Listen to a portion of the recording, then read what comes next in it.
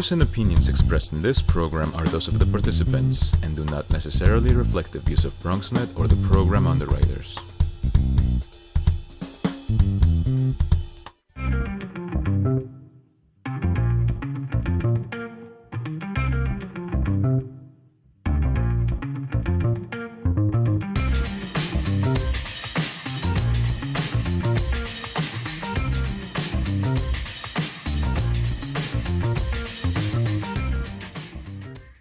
Hey, how are you? We are with you for the Bronx Buzz. We do it every week from the BronxNet studios at the Hutch Metro Center. I'm Gary Axelbank, yes, the same guy that does Bronx Talk, but this is my Thursday night show, and we have a Bronx Reporters Roundtable every Thursday night at 6 o'clock. Tonight we have two excellent reporters, and I think you're really going to enjoy a lot of the important subjects that we're going to talk about.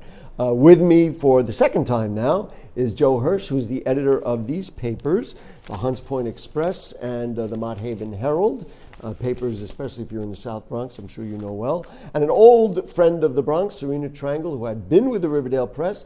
I don't have a newspaper to hold up because she's with City and State, which is on the web, on the blog. And so welcome to Joe, welcome to Serena. Nice to have you on the show. Serena, let's start with you. I know you personally from the Riverdale Press. You're now with City and State. Give us a little background about you, how you got into journalism, and how you got ultimately to City and State. Well, I don't remember precisely when I started liking news, goodness. But I always liked news. But I wasn't allowed to watch TV when I was growing up, except for at my grandparents, and they had the news on all the time, so that might have been a part of it. But so I just always really liked learning about things and hearing what different people had to say about topics. So when I finished college, I took the first news job I could find, which was College was where? NYU. Okay. Even though you grew up in Minnesota? Yes. I'm giving that away. She grew up in Minnesota. Go ahead. And so I took the first job I got, which was at a digital startup in Westchester. I covered White Plains and city government, county government. The county government was suing each other, the Republicans and Democrats, like every month. It was pretty exciting. Well, that's never happened before or since. Yeah, I'm sure it has, and I'm sure it will forever. But and then I, got a job at the Riverdale Press in the Bronx, and I was there for a year and a half, 2 years or so. I got to cover a little bit of everything. It was a great experience. One of my favorite places I've worked. And then I went to Queens because there was just kind of like a transition period at that paper, and I worked at Queens for a while, and then I took this job covering City Hall. So. And how long have you been with City and State? About a year and a half. What do you like about doing this? I mean, in the beginning, you didn't say, "Oh, I had this epiphany," like all of a sudden I want to be a journalist. But what do you like about doing what you do? Clearly, you seem to like it. You Westchester and Riverdale and Queens and City and State. Tell me. I'm just a curious person, I like to have a professional excuse to ask people things that you may not otherwise, and learn about things, be exposed to different points of view that I maybe would not otherwise know about. It's just really mainly curiosity. And I like to feel like I know definitively things. I'm a mathematical person in a way, so I like to.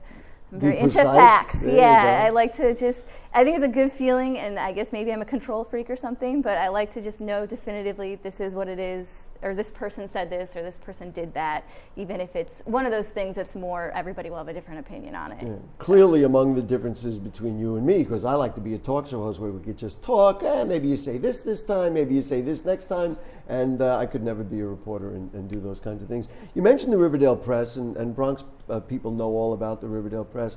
Why was it a good experience? One of the things that I'm going to interject, and you can agree or disagree, is that they have a really good standard for a local paper. Is that, a lot of times a local paper, frankly, I know about it because we deal with a lot of them on this show and in the Bronx.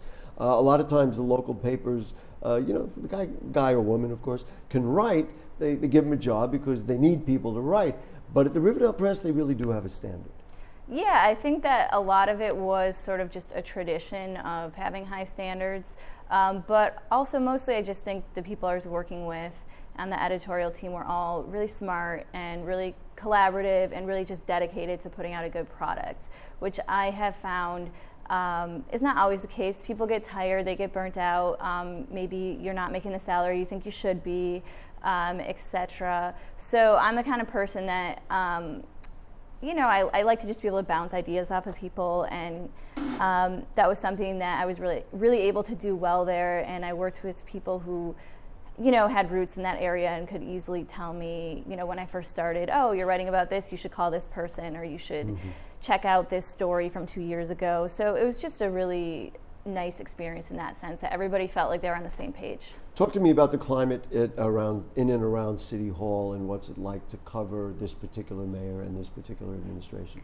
Well, it's the only administration I've covered at That's City true. Hall. So I can't ask you to compare it to Rudy or to Bloomberg. Yeah, I understand that. I cannot compare it, but it's fun. I mean, I like it. That's why I do it, and why I'm excited to do it every day. It does seem that, although I was not necessarily in a parallel position, that this administration is, a little bit less comfortable with the press sometimes than maybe former Mayor Bloomberg was. But obviously, he ran a news company. But it's like covering anything else. It's very much you sit around and wait, then something happens, you're running around trying to get 5 million people to talk to you, you're afraid to go to the bathroom because you might miss the phone call you need, you know how it is. I do, and you know what's interesting is you say that, I mean, certainly Rudy Giuliani controlled what went out, and Bloomberg certainly controlled what went out, but he gave the appearance of being easier. My impression of and I have not been down to City Hall and covered it directly, but my impression of the de Blasio administration is just what you said. Maybe they're not comfortable. I think this is my own opinion, they're wrestling with what they would like to be transparent about, but they know if they are transparent about certain things, it might get in the way of whatever their agendas are. That's what I think, anyway. Let's talk about a couple of things you covered. You did extensive coverage of the 13th Congressional District race, which ultimately, or it was a primary, let's be clear. Yeah. Ultimately, Adriano Espaillat won. Just your impressions of the tenor of the campaign and how it turned out. It was kind of like a slow campaign in the start, and then very hectic and kind of tempestuous at the end with a lot of allegations flying around. It was somewhat interesting because, obviously Congressman Rangel is a huge figure. So when he was running and had competition from Espaillat previously, there was a lot of media attention. I feel like 2 years ago I couldn't turn on the TV or pick up a local paper and not see something about the race, at least once a week. So I have to tell you, we did a debate, New York One did a debate, it was out there, but your sense was that this was not as high profile. Yes, definitely, and I think a lot of it is because the incumbent wasn't running. I thought, and I'm going to interject my own thoughts on it, having conducted a debate in the race. I was frankly impressed with the field. I thought, while maybe some candidates, might be touch less qualified or less popular or less well-spoken, I thought they were all pretty well thought out. And when I did the debate, I thought we got interesting answers from all of them. Did you get that impression from the field? Yes, I think people were thinking a lot about the campaign and about the issues that are on people's mind. I would say that there was, it wasn't very many times I heard somebody get asked a question that they were not necessarily anticipating. So in that sense, yes. I tried. And yeah, so I guess you could say that. I don't sit and judge who's qualified, obviously. That's not not my job. But right, okay. yeah, it was a good campaign. I guess for me it was really fun on the primary day because I don't often cover off races, off-year races like that. A congressional primary like that, most people that are coming out to vote are pretty dedicated voters and know way more about what's going on than the average person at the average election. So it was kind of fun to hear what people had to say. One last question, and then we're going to bring Joe Hirsch into the conversation. We're going to talk, by the way, our buzz of the week after we take a break is going to be about transparency in the de Blasio administration. We'll relate it to Bronx issues, et cetera. Talk to me about the mayor's affordable housing initiatives. How do you think it's going from their perspective? Honestly, I realize maybe what they tell you may be different from what the reality is. Just give me a sense of how do you think they think it's going. I think they think it's going well. I spoke to the HPD commissioner fairly recently about this, and they're meeting a lot of their goals. They're ahead of schedule in some instances in terms of numbers, how many units they want, etc. So I think they believe it's going well in that sense. I think that and the mayor has acknowledged this in terms of selling the particulars to individual communities. I think that's been their biggest challenge. It's hard, and I think they expected it to be hard, and it will remain hard because, obviously people are very attached to their community, and sometimes change is hard, and there's a lot of different, nobody knows necessarily what the future will bring. There's a lot of different theories, etc. Right. So I guess if you're asking in terms of numbers and progress, I think they're feeling good. They're feeling good. And I think in terms of sort of public perception, it's hard to say. Well, all you got to do is go to some neighborhoods in the Bronx. You can get a pretty good answer about that, which we do very often. Joe Hirsch, thanks for coming back on the show. First thing I want to talk to you about, and you really are right in the center of what's going on in America right now, and that is about the shootings, which is on the cover of the Mott Haven Herald.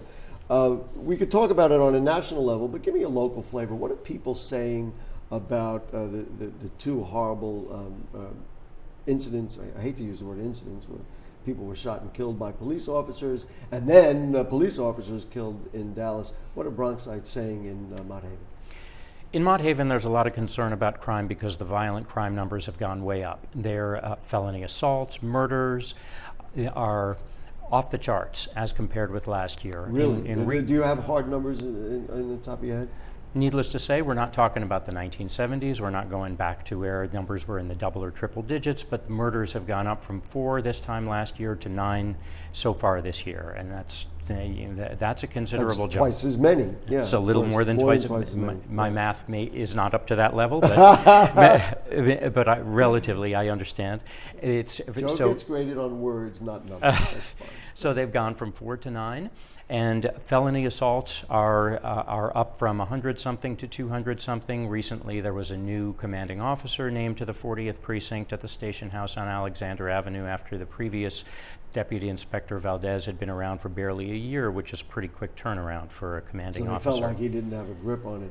Sometimes it's a bit unfair, I have to say. But on the other hand, on some levels, sometimes they really feel like an organizational shakeup. Go ahead, you can say something. The NYPD will never, of course, say that there's a specific reason for their changes, but there was a march, and that's what's on the front cover of the July edition of the Mott Haven Herald. There was a march that was organized by local churches, by a group called South Bronx Churches, and over 200 parishioners from various churches came to demand more police presence. So that's ironic, considering what some of the dialogue is out there in the world. Exactly, and so based on what's happened in Minnesota and Louisiana, what we're hearing on the news every day in the rest of America, in these less densely populated cities and other areas of the U.S., people are more concerned with the relationships with the police force, whereas in the South Bronx, by no means is anyone saying that those relations are perfect, but they're saying that there isn't enough police presence and they need more cops.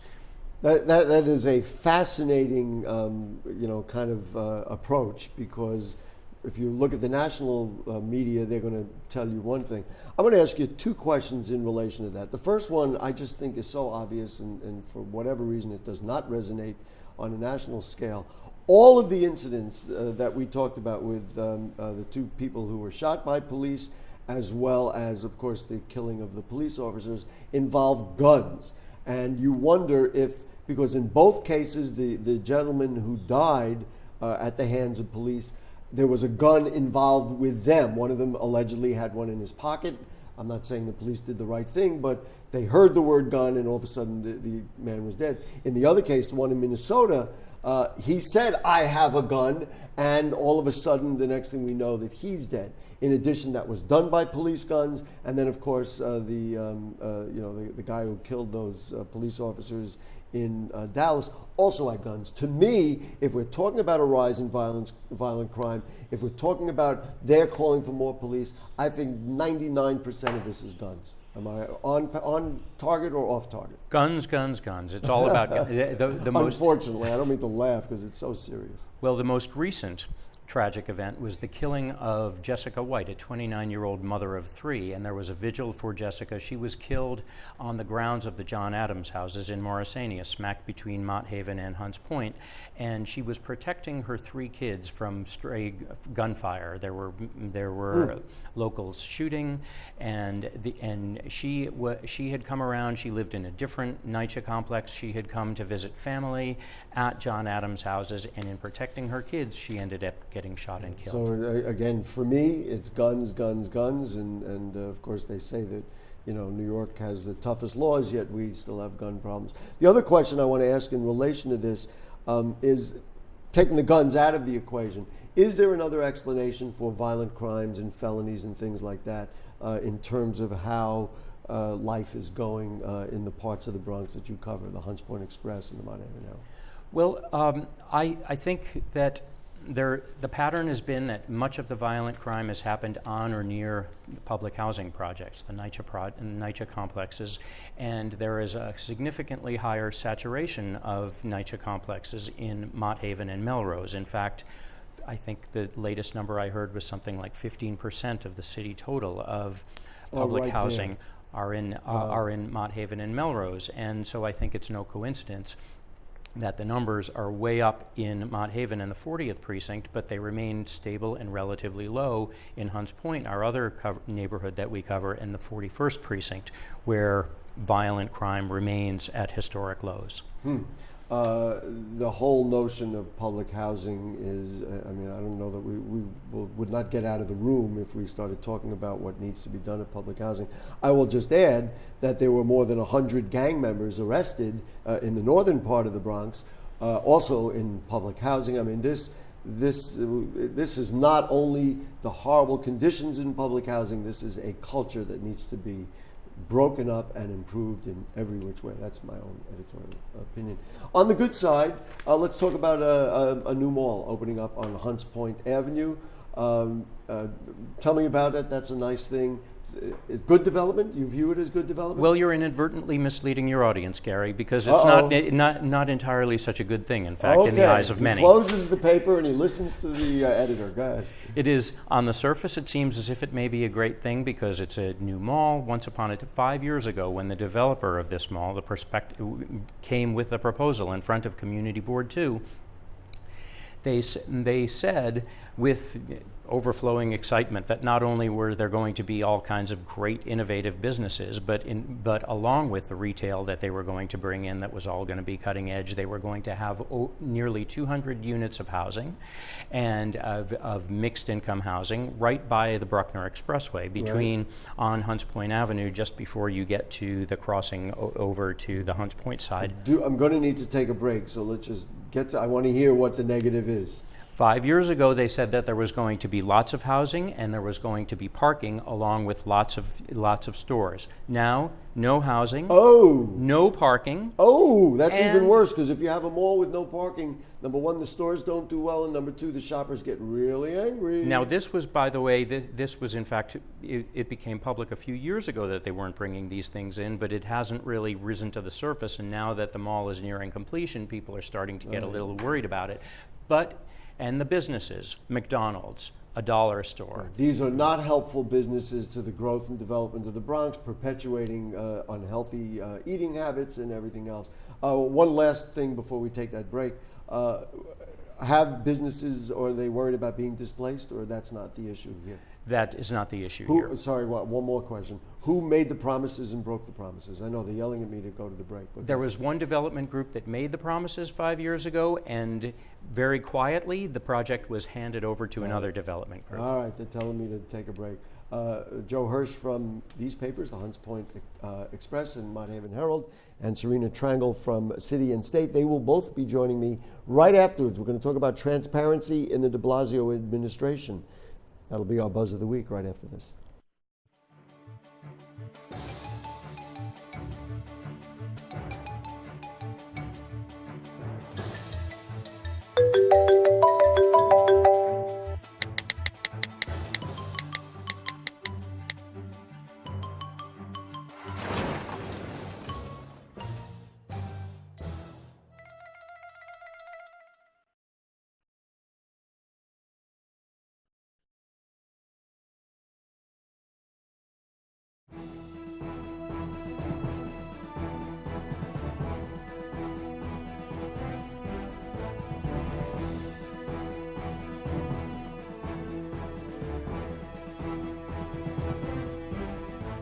I'm David Lesh, legal correspondent to the Morning Show Open. If you have a legal question that you'd like me to answer, please send me an email at davidlesh@bronxnet.org, and I will address it on our Ask Your Lawyer segment. All right, back with you on the Bronx Buzz, the Bronx Buzz. It is Joe Hirsch from the aforementioned Hunts Point Express and Mott Haven Herald, and Serena Trangle is with City and State. Serena, you're in City Hall all the time.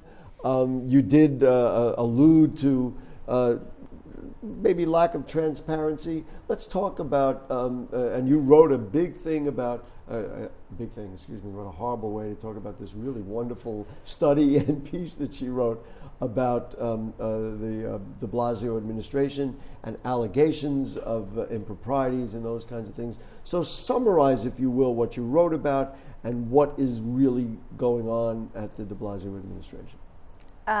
So what I had written about was fundraising practices, not campaign fundraising, because that is probably more has started recently, as you know, the re-election approaches in 2017. But the mayor, some of his supporters and allies had started nonprofits to promote his agenda. 501c4s, which is a type of nonprofit that is not considered a charitable nonprofit in the traditional sense, but a social welfare nonprofit that is still able to raise money and use it to promote a cause for good. In this case, the first nonprofit, the Campaign for One New York, was promoting the mayor's push to get universal pre-K and fund it with a tax change at the state legislature. And then that sort of helped support two other nonprofits, one that was promoting his agenda on the national level, and one that was promoting his agenda in terms of affordable housing at the city level, where he needed the city council's approval for some changes. But anyways, sorry, that was probably more information than you wanted. That's okay. Some people grew concerned about, why he was raising money for these nonprofits from people who do business with the city or have matters before the city pending approval. And he, repeatedly sort of said, we're going to voluntarily disclose everything, how we spend our money, how we're getting our money, which they did most of. But the issue was... well, let me ask you this, because the latest thing that came out, and it certainly didn't get the kind of headlines that the initial allegations got, but was that basically there was a finding that said, well, you know what, he really didn't do anything wrong. At this point, is there anything to talk about or that is still going to come up, do you think? There's still open questions, or really is all of this stuff somewhat solved by the last revelation? So what happened is a bunch of good government groups asked the Conflict of Interest Board and the Campaign Finance Board to make sure that every law and rule was followed. Recently, the Campaign Finance Board did say that they did not believe that the money that had been raised should count as campaign contributions and such towards the 2017 election. They did say going forward these sorts of nonprofits or this sort of activity from January 1st on before an election would count as election activity, and that they would recommend the city council pass legislation to close loopholes. So I don't know how you want to interpret that. There's no allegations from them of illegality. My sense, despite the fact that I conducted interviews on it and it was written about everywhere, is that basically now we've moved on to another level. Joe, you specifically wrote about Millbrook houses, and that there was kind of like, well, they projected one thing and now we're getting another. Talk to me about that. Well, we're going to try and balance these things. A completely different realm of transparency. Serena was just talking about it with respect to nonprofits and the election process and politics. In this case, what we're talking about is the mayoral administration's policy with regard to public housing, because this is all part of the what they're calling Next Generation NYCHA, which a policy established in the last year or so, part of which calls for taking underused parts of New York City Housing Authority property and so-called properties that are deemed underused by the authorities. And try and make some money off them. And make some money off them by luring private developers to come in and build on them. In this case, in Millbrook houses in Port Morris on 137th Street, what they had done was they brought in a developer, the West Side Federation of Senior and Supportive Housing, and what they were going to do was to build on a parking lot just outside Millbrook Houses. I'm going to give you about a minute, and then I'm going to have to wrap it up. So the point is that they withdrew the idea? No. They were going to be building 150 affordable apartments for seniors, but the residents of Millbrook Houses had thought that the money that was going to be gotten from the developer for putting this up was all going to go into desperately needed repairs in the existing Millbrook Houses NYCHA buildings. That, according to them, was the understanding they had had all along.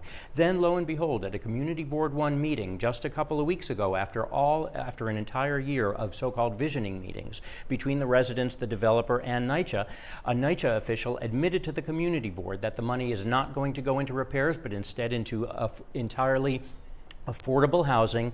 Not a single dollar will go to the tenants. To what they had thought. And the developer is only going to be paying $1 a year. The bottom line, I'm going to ask you each for a bottom line answer. The bottom line that the city mismanaged it, that they changed their mind, that they were dealing with something that they didn't expect. Give me an idea. How did this happen? Who's the bottom line of fault? Does it go back to the mayor? It doesn't appear to me that the city changed their mind. What it seems like is that they, according to the residents, they were misled. They were told that they could expect that you think their deliberately lives... misled by NYCHA? This is what they're saying. Okay. The residents are saying that, All right. that they were misled. How big a problem does the mayor have in all of the, and the city, like with the credibility, with the zoning proposals and everything else? Does he have a credibility with the people of the city of New York, in your judgment? Tough question, I know. I think that would really depend on, who you're asking. Who you're asking, Yeah. and what the project is. I think that he has lost some credibility in more liberal bases that had initially supported him. And because of the idea of being a progressive. Yeah, but things change when you're managing. So I think, but I don't think by and large everybody feels that way. So. Got it. Serena Trangle from City and State. Look for City and State at cityandstate.com. It's cityandateny.com. And City and State NY, so you don't get caught in another city and state. cityandateny.com. And Joe Hirsch, it's the Mott Haven Herald, the Hunts Point Express. And thank you both. Great to have you. Great to have the dialogue. Very important to have it. And we'll see you next week. On Bronx Talk this week, we're going to talk about police issues with a couple of very smart and experienced police officials. See you.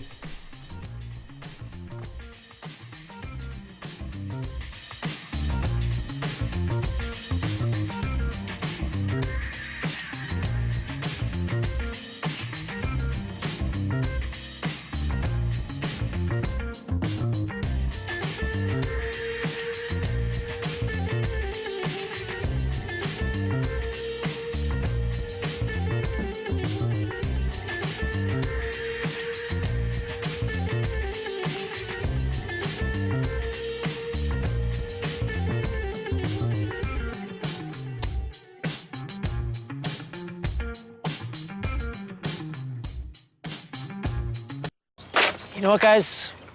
There's a lot of tree branches and dry brush over here. We should probably move the bonfire over there.